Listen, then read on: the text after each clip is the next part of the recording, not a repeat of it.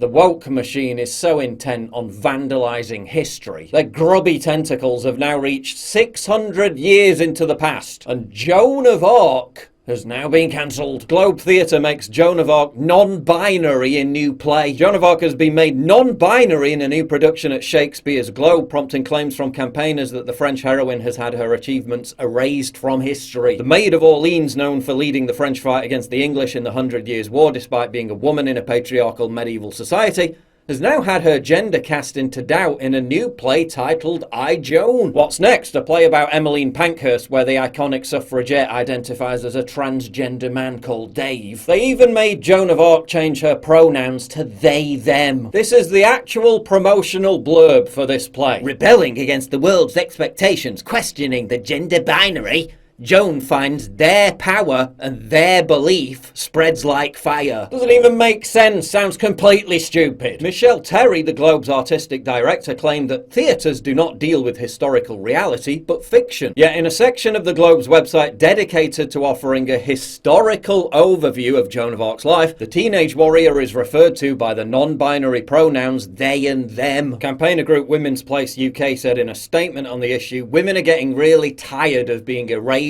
from history and having our achievements diminished. Nowhere is the identitarian infiltration of the arts more evident than at Shakespeare's Globe Theatre, where an effort, or more accurately, an ideological purge was launched to decolonise Shakespeare's work. In other words, to desecrate our cultural heritage by running it through the blender of intersectional insanity. A purity test which butchers authentic original genius for the sake of bland modernisation so as not to hurt anybody's feelings. They parasitically picked apart Shakespeare's Hamlet to conclude that Hamlet was basically a racist who was mean to brown people and then committed the deadly sin of cultural appropriation. Shakespeare's Globe seemingly now exists to ruin Shakespeare, censor his art, and taint his legacy. The white guilt-ridden idiots that run the Shakespeare's Globe are embarrassed over Shakespeare. They're now putting trigger warnings before plays like The Merchant of Venice because it contains scenes of bullying. Pathetic. In 10 years' time, they'll probably have to rename the place because Shakespeare himself will have been cancelled by them. Last year, acclaimed Broadway composer Stephen Schwartz warned that the mob's takeover of arts and culture feels like something straight out of a Maoist totalitarian state. It's not enough for them to seize control of the education system, literature,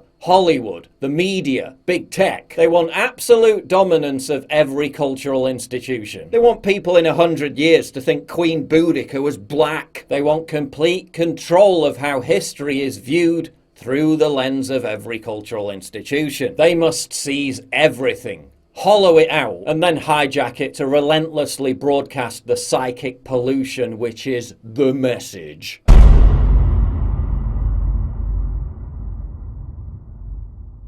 To get exclusive content, early access, behind the scenes stuff, and to personally interact with me, please sign up for my community at pauljosephwatson.locals.com. Link in description, and thank you for your generous support.